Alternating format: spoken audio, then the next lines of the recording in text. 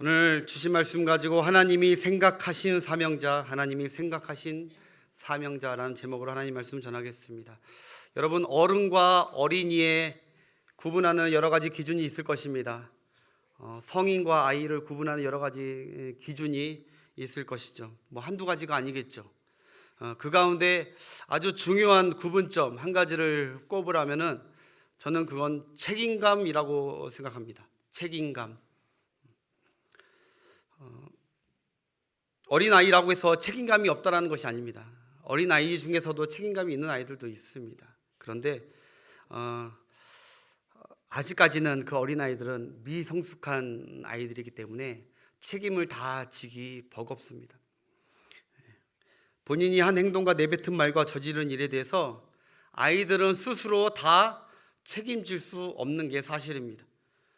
어쩔 때는 정말 거짓말과 핑계로 자신의 책임을 회피하는 아이들도 많이 있죠. 책임지기 싫어서 내 잘못 아니야 하면서, 누구 때문이야 하면서 책임을 안 지죠. 그러나 성인들은 다르다는 거죠. 성인은 그렇지 않습니다. 본인이 뱉은 말이나 주어진 일이나 할 수 있는 대로 그것들을 책임감 있게 하려고 하는 것이 어른입니다. 그런데 어른인데도 어린애들처럼 책임감이 없고 그 책임을 회피하려는 어른들을 볼 때마다 우리는 참 마음이 아픕니다. 어른인데도 책임감이 없고 책임을 떠넘기고 있는 어른들을 보면은 마음이 아프죠. 마찬가지로 여러분 한번 생각해 봤으면 좋겠습니다. 하나님 앞에서도 우리 성도들이 똑같이 하나님께 구원의 은혜를 받고 여러 가지 은혜를 누리면서 살아가고 있는데, 그리고 각자에게 모두 다 하나님께서 부여하신 사명들이 있고 직분들이 있는데 그것을 책임감 있게 감당하는 사역자들도 있고 책임을 회피하고 책임을 나몰라라 하는 사역자, 어린아이 같은 사역자들도 있다는 것이죠. 여러분, 오늘 본문에 등장하는 이 인물이 바로 이 두 번째 부류입니다. 바로 요나라는 선지자, 여러분 잘 아시는 선지자죠. 요나. 이 요나는 사명의 책임을 회피한 정도가 아니라 도망가 버렸습니다. 1절 2절 한번 보겠습니다. 본문. 회피한 정도가 아니라 도망가 버렸습니다. 여호와의 말씀이 아미떼의 아들 요나에게 임하니라. 이르시되 너는 일어나 저 큰 성읍 니느웨로 가서 그것을 향하여 외치라.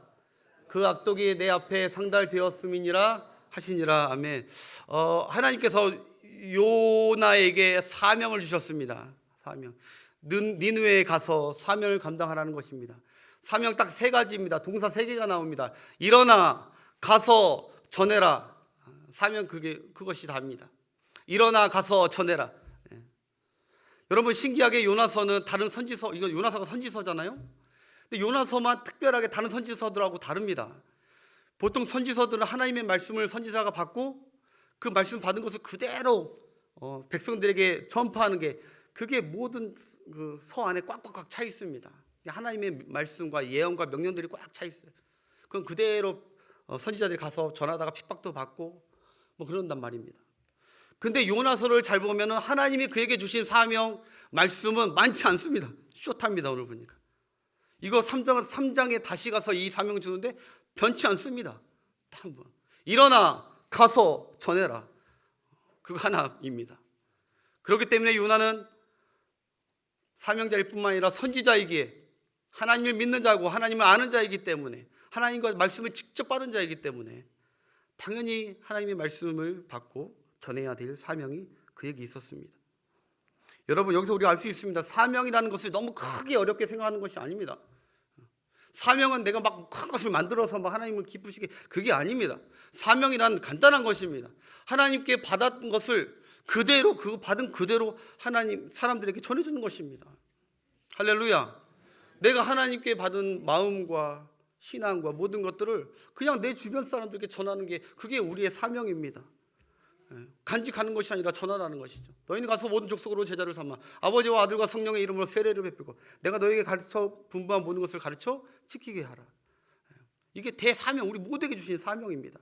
여기 사명 없는 자는 아무도 없습니다. 다 사명자입니다. 요나는요 하나님의 뜻을 주변 나라 아수르 니느웨 백성에게 전하기만 하면 됐습니다. 그런데 여러분 3절 한번 보겠습니다. 아까 얘기했듯이 3절 요나의 행동은 다릅니다.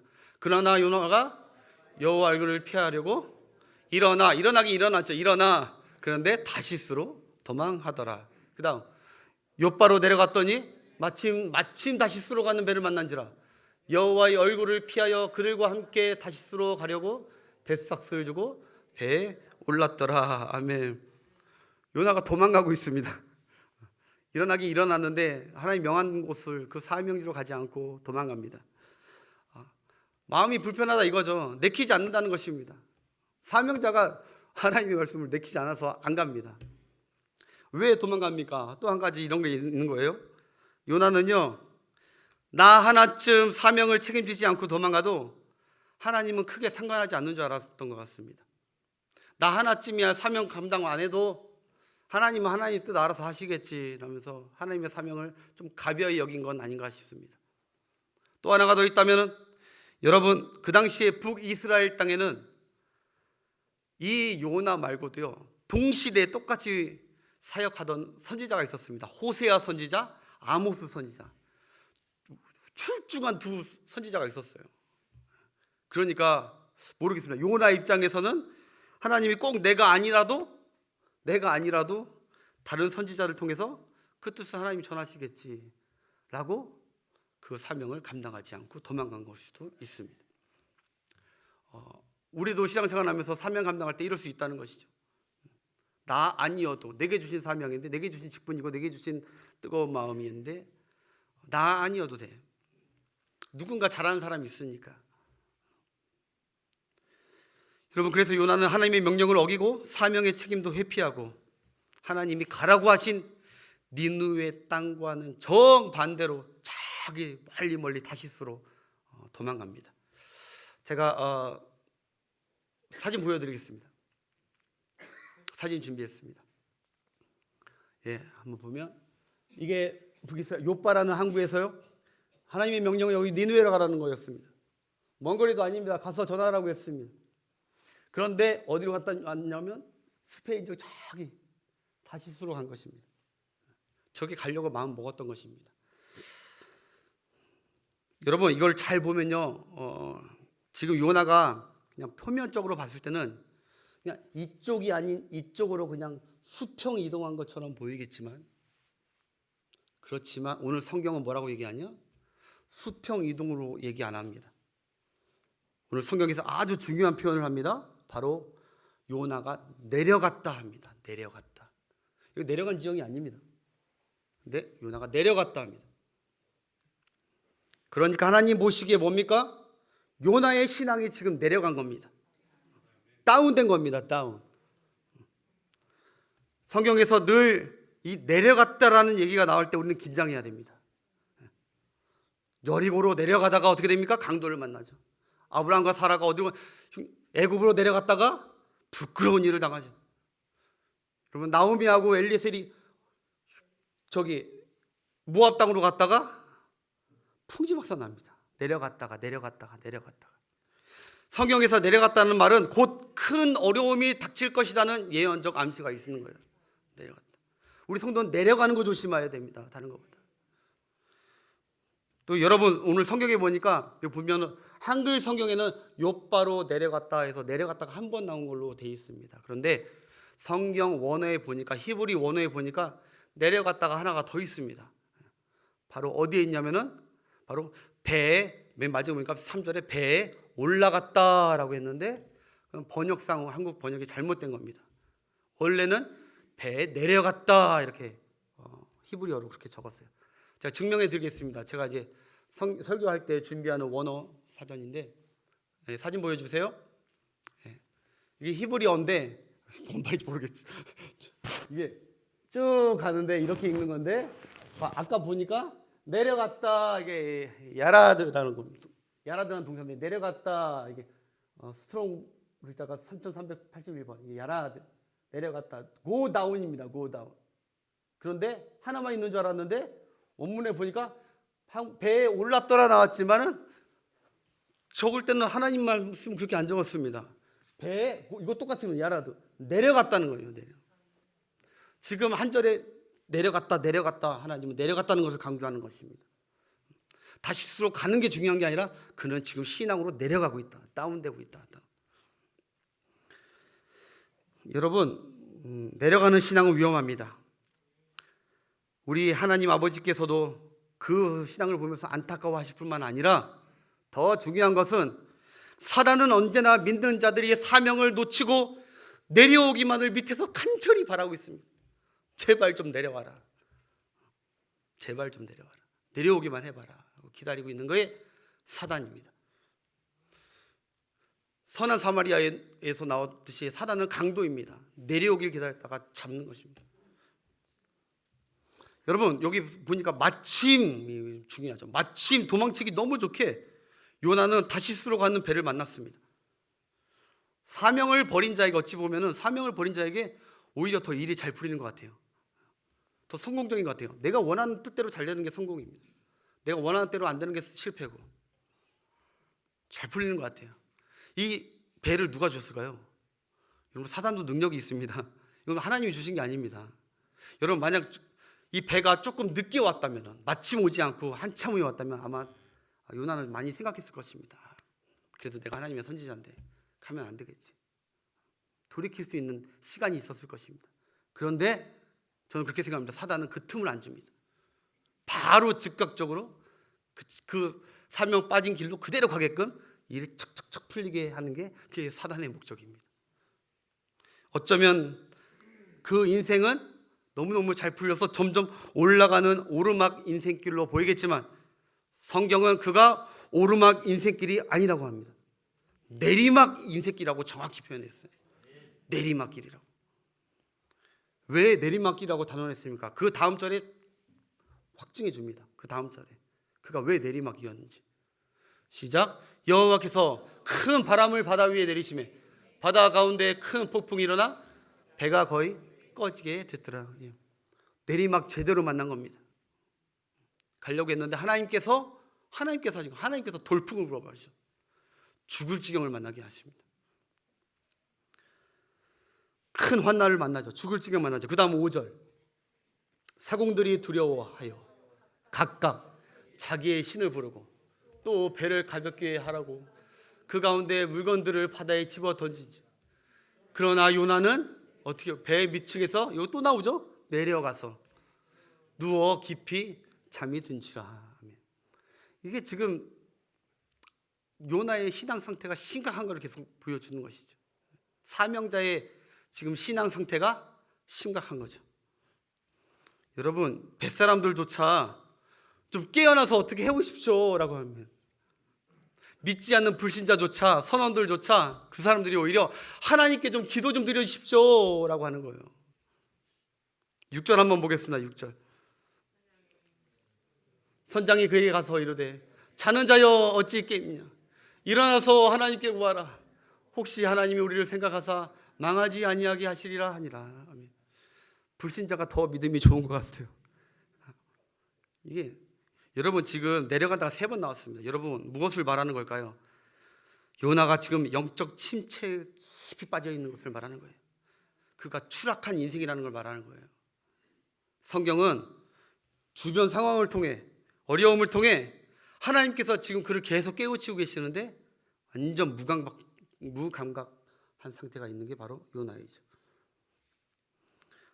여기 보시면 여러분 오히려 불신자가 더 믿음이 좋아요. 보니까 오늘 이 말씀이 전 마음에 와서 제목했습니다. 하나님이 우리를 생각하사 망하지 아니하게 하시리라 하니라. 여러분 죽을 지경이 만났습니다. 하나님이 부는 광풍입니다. 그럼 어떻게 하면 우리가 살 수 있습니까? 답은 하나님이 그를 생각하시면 됩니다. 어떠한 형편이든지 어떤 어려움이든지 어떠한 고난이든지 그거를 헤쳐나올 방법은 뭘 갖다 집어 던지고 내 모든 방법을 다 동원한다고 거기서 해결되는 게 아니에요. 사는 것이 아닙니다. 바로 정답은 하나님이 그를 생각하셔야 됩니다. 여러분들이 어려움이 있다면 하나님께서 여러분들을 생각하고 계시면 그 어려움은 이겨내는 것이죠.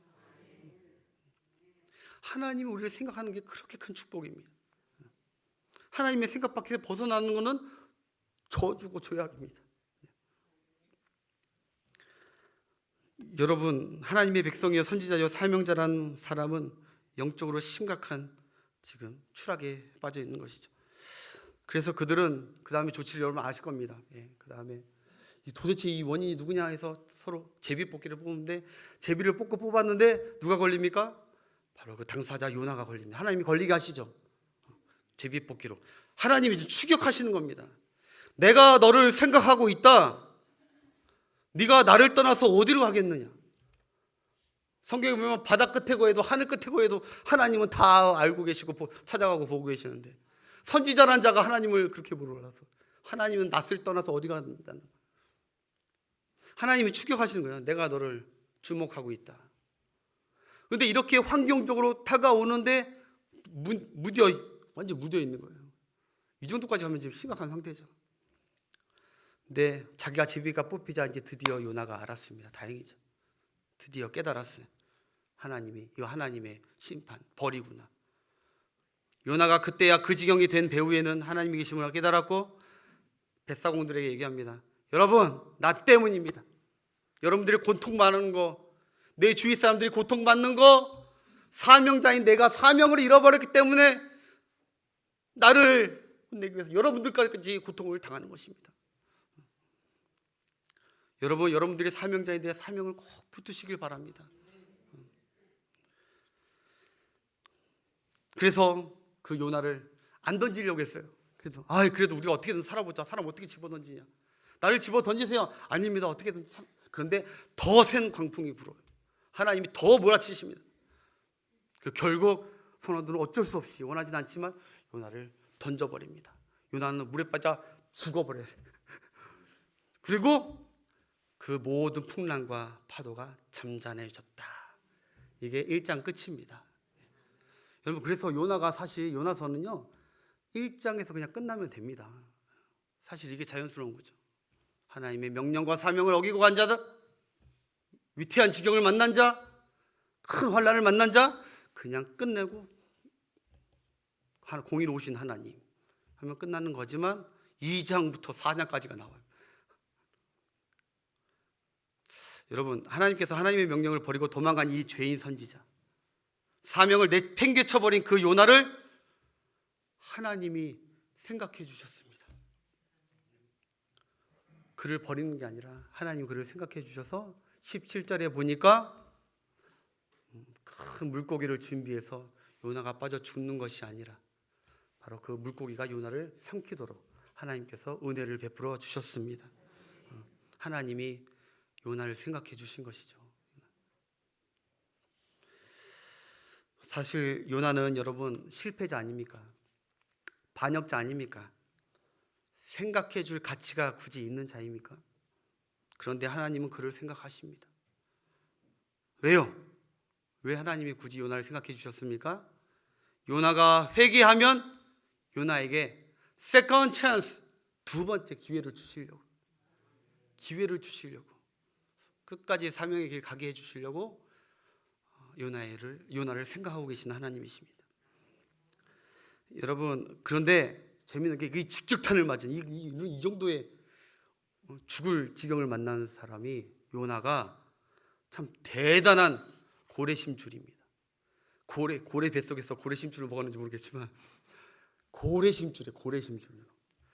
보통 이 정도 되면 하나님께 즉각 뉘우치고 회개 기도를 드려야 되는 게 마땅하거든요. 근데 요나는요 물고기 뱃속에서 그 칠흑 같은 어둠 속에서 무려 3일을 버텨냅니다. 아무것도 안 합니다. 아주 강한 인간성을 보여줍니다. 딱 하면 바로 회개하고 그럴 것 같죠. 그것도 은혜인데 아주 무디고 강팍한 심령, 그냥 탁 쳐도 3일 동안 버텨요. 기도할 법한데, 뉘우칠 법한데 기도하지 않고 버팁니다. 하나님은 어땠을까요? 근데 재밌는 건 하나님도 그에게 한 말씀도 하지 않습니다. 3일 동안 아무 말이 없어요. 하나님 그냥 요나가 그 밑바닥 코너에서 좀 느끼라고, 좀 자복하라고, 그냥 요나를 내비두고 기다리고 계시는 하나님이에요. 요나를 생각하고 계시는 것입니다. 하나님이 말 안 하고 있는 것은요, 그 하나님 관심 없는 게 아닙니다. 기다리고 있는 하나님. 3일째 돼서야 드디어 요나가 두 팔 벌립니다. 그리고 하나님께 기도합니다. 하나님께. 우리 2장 1절 보겠습니다. 하나님께 기도하는 요나가. 2장 1절 이렇게 기도하죠.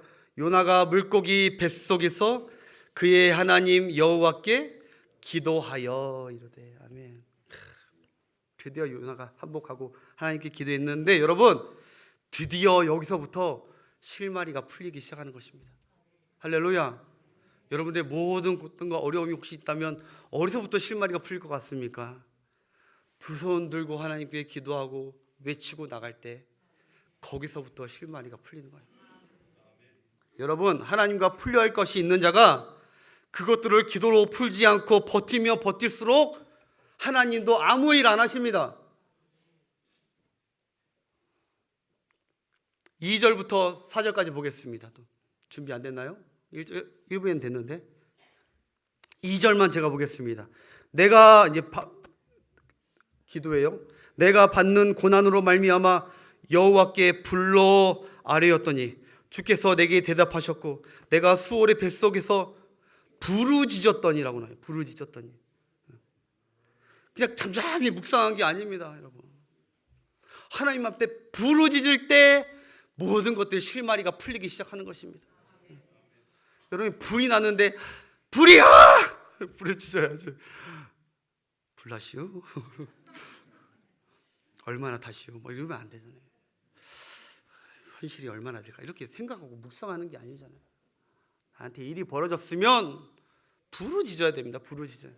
너무 감사한 게 이번 구매 예배를 한 달 정도 이제 지금 새롭게 시작하는데, 우리 새벽에서 구매 예배 나오신 분들은 알아요. 새벽에 우리 성도들이 이렇게 뜨거웠었나 할 정도로 40분, 50분 동안 막 부르짖으면 하나님께 부르짖어. 목이 쉬도록. 그래서 저도 목이 쉬었어요. 엊그제부터. 목이 쉬도록 부르짖는 거, 쉬도록. 그런데 여러분, 그렇게 부르짖어야 합니다. 그렇게 부르짖어야 해결이 됩니다. 거기서부터 반전이 일어나는 것이고 은혜가 나타나는 것이고, 하나님은 하나님의 자녀가 하나님께 벙어리인 것을 싫어하십니다. 하나님께 입을 열었을 때 하나님은 그것을 기뻐하시고 그때 하나님이 일하십니다. 하나님이 그때 일하십니다. 근데 여러분, 요나는 실패자입니다.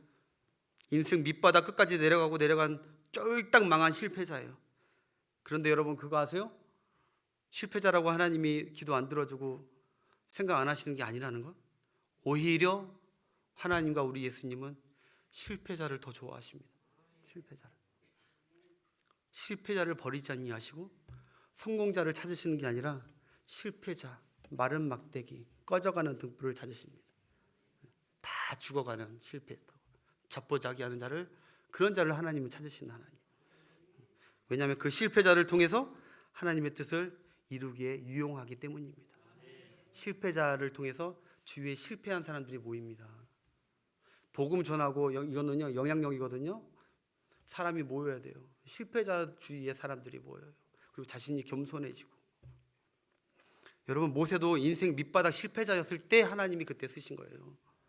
여러분, 예수님의 제자들이 이럴 때 간 게 아니라 다 실패했을 때 다시 주님이 오셔서 사명 주시고 부르짖어 기도하면 성령을 주겠다. 그래서 그들이 부르짖어 기도하고 성령 받고 모두 다 사명자로 완주한 줄 믿습니다.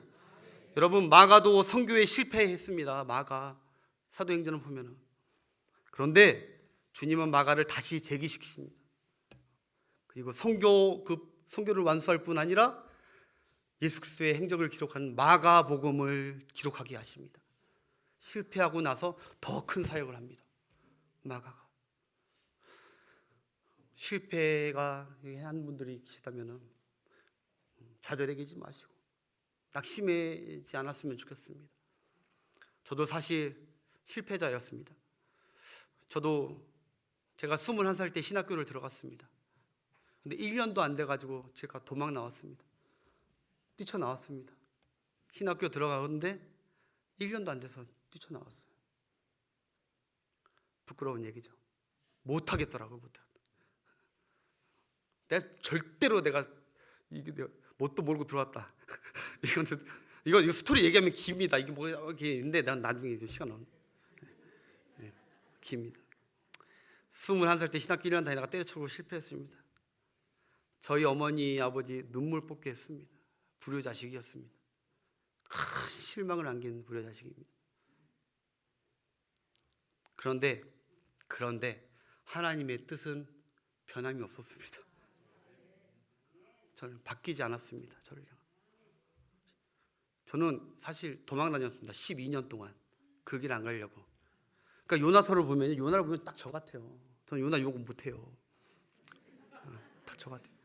어떻게 해서든 그 길 안 가려고 도망 다녔습니다. 멀리 도망가고. 그러니까 내 인생이 어떻게 됐겠습니까? 내리막길. 환난도 만나고 도우리도 없고 내리막길로 쭉 갔어요. 근데 감사하게 13년 후에 우리 하나님이 저를 다시 신학교에 입학시키셨습니다.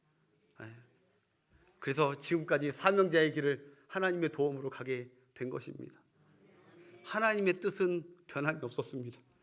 내가 도망갔었던 것뿐이지. 하나님께서 이 죄인이고 사명을 버리고 도망갔던 이 실패자인 김선남이도 하나님께서 생각해 주셨습니다. 하나님께서 저희 부모님의 기도를 생각해 주셨습니다. 하나님이 생각해 주신 자들 사명에서 떠날 수가 없습니다. 그리고 지금 제가 이렇게 세컨 찬스, 두 번째 기회를 하나님 주신 은혜와 힘으로 이렇게 감당하고 있습니다. 사랑하는 여러분, 나는 실패자라고 여기는 분들 혹시 계십니까? 나는 결혼에 실패했어. 나는 자식 교육에 실패했어. 나는 사업에 실패했어. 나는 내 건강관리에 실패했어. 여러 가지 실패로 인해서 낙심한 분들 많을 거예요. 그 실패의 상처가 너무 깊게 패여서 나는 이제 끝났다고 여기는 분들도 혹시 있을 수 있어요. 하나님 앞에 아무 소망이 없고. 그런데 여러분 그거 아십니까? 기독교 방송을 보면 거기 나오는 모든 간증자들을 여러분 간증을 들어보셨습니까? 성공자들이 하나님께 쓰신 자들이 아니었습니다. 성공일 때는 하나님을 다 떠나섰던 자들이었어요. 그들의 간증. 근데 실패하고 나락을 떨어졌을 때 그때 하나님이 찾아오셔서 그 영혼을 만지시고 사명을 다시 일깨워 주시고 많은 사람을 구원할 수 있도록 실패한 자들이 이끌 수 있도록 하나님께서 그들에게 실패자를 통해서 일하시는 하나님인 줄 믿습니다. 여러분 그래서 여러분 실패했다고 사명 놓지 마십시오. 9절만 우리 읽고 마무리하겠습니다. 우리 요나의 마무리 기도입니다. 비록 실패자이지만 하나님께 마무리를 이렇게 기도합니다. 9절. 그 1부 때 다 준비했는데 제가 읽겠습니다. 있네요. 함께 읽겠습니다. 나는 감사하는 목소리로 주께 나의 서원을 주께 갚겠나이다. 계속하였나니 하니 아멘. 감사하면서 여러분 이게 다 뭉쳐서 간단하게 지금 요나가 무슨 기도 드리는 줄 아십니까? 지금 요나가 헌신의 기도를 드리는 거예요. 하나님 나를 드리겠습니다. 이제 하나님 이 밑바닥 같은 인생을 이 실패자 인생을 추락할 때까지 추락한 이 인생을 나 같은 자라도 생각하고 계십니까? 나 같은 자라도 쓰시겠습니까? 주님 저를 드리겠습니다. 이 헌신기도입니다. 요나의 상황은 지금 여러분 많이 갖고 있고 막 건강하고 막 가진 게 많고 하나님 나 쓰십시오 이런 상황이 아니에요. 아무것도 없고 건강 다 잃어버린 상황이에요.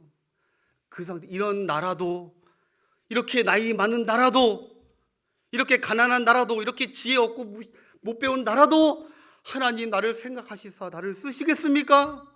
저를 드리겠습니다. 저를 받아주세요. 그때 하나님께서 요나의 기도를 어떻게 하셨는지 아세요? 요나가 이렇게 지금 9절에 이렇게 하나님께 나를 드립니다 라고 했으니까 하나님께서 그 기도를 접수하셨습니다. 접수. 그래서 하나님이 어떻게 하시죠? 그 기도를 접수하고 그를 사명자로 쓰려고 하니까 그가 지금 어디 있습니까? 물고기 뱃속에 있는 거예요. 그러면 쓸 수 있어요, 없어요? 그러니까 하나님께서 어떻게 하십니까? 끄집어내십니다. 할렐루야. 물고기 뱃속에서 끄집어내십니다. 그리고 그를 사용하시는 거예요. 그걸 쓰시는 거예요.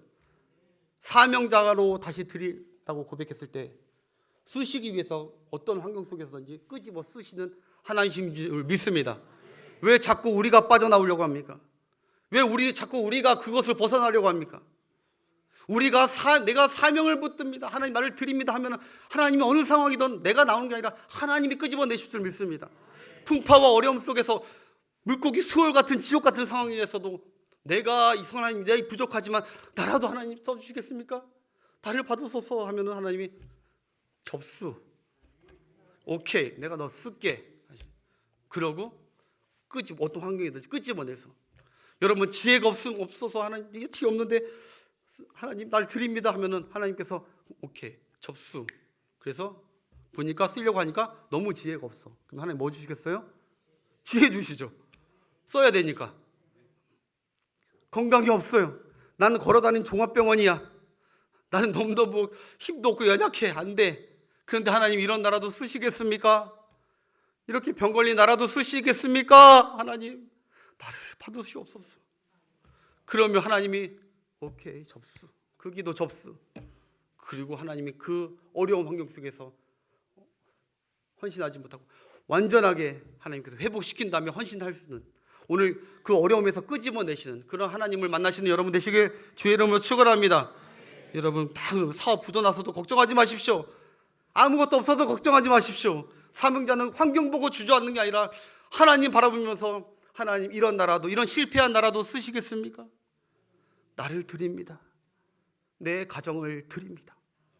주님 우리 가정을 써 주시옵소서. 하나님이 그 기도를 들으시는 것이죠.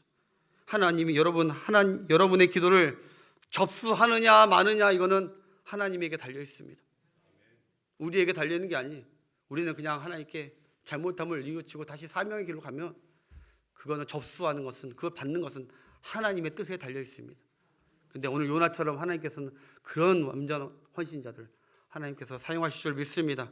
말씀을 맺겠습니다. 여러분 여러 가지 얘기했지만 자신의 신앙이 지금 오르막인지 내리막인지 점검되어질 시간이었기를 축복합니다. 다 남들이 봤을 때 올라간 것 같다, 잘 되는 것 같다. 하나님이 어떻게 보느냐가 중요한 겁니다. 야라드, 너는 지금 떨어지고 있다. 밑에서 지금 사단이 너를 무는 사자와 같이 잡으려고.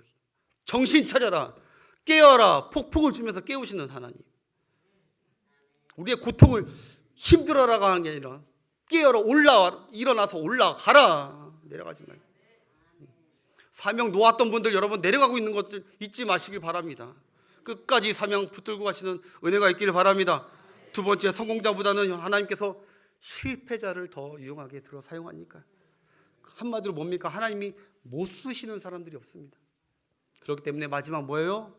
하나님한테 그만 핑계 대시고 나는 망했습니다, 나는 사명도 다 하나님 날 버렸습니다 라고 엉뚱한 얘기하지 마시고, 하나님 이런 나라도 사용하신다면 저를 주님께 드리겠습니다 하면, 여러분이 닥쳐진 모든, 여러분이 막 그렇게 건져 나오고 싶고 발버둥 치고 있는 그 상황에 하나님이 그냥 빼내주시는 은혜로 여러분들 사명을 끝까지 붙들어 주실 줄 믿습니다. 기도하겠습니다. 하나님 감사를 드립니다. 하나님 우리는